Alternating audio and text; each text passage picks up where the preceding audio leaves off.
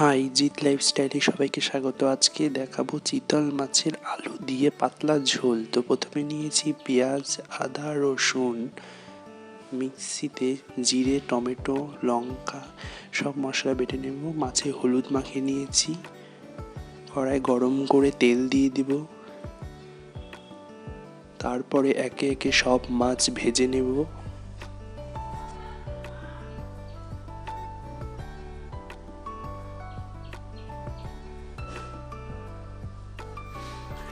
একে একে সব ভাজা হয়ে যাওয়ার পর উল্টে নেব মাছগুলো।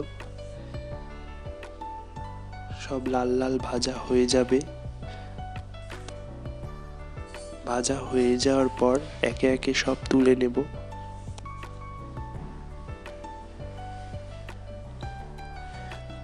তুলে নেওয়ার পর ওই মশলা বাটাতে হলুদ, লবণ, কাশ্মীরি লঙ্কার গুঁড়ো দিয়ে দেব।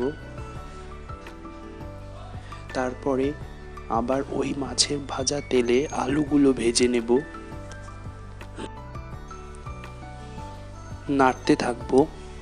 আলুগুলো লাল লাল ভাজা হয়ে যাওয়ার পর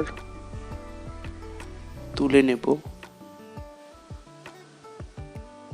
ওই তেলে আবার পেঁয়াজগুলো ভেজে নেব।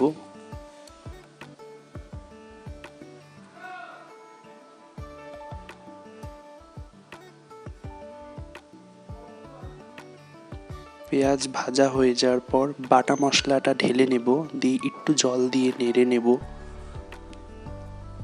দিয়ে কষাতে থাকবো।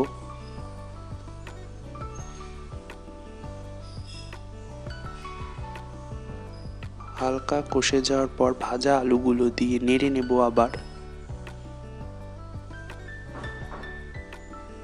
নেড়ে নেওয়ার পর আমি একটা টমেটো দিয়েছি, টমেটোগুলো দিয়ে দিলাম, দিয়ে আবার নেড়ে নেব।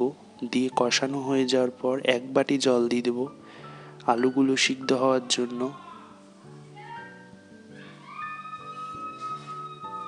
দিয়ে ঝোল ফুটে যাওয়ার পর একে একে চিতল মাছগুলো দিয়ে দেব।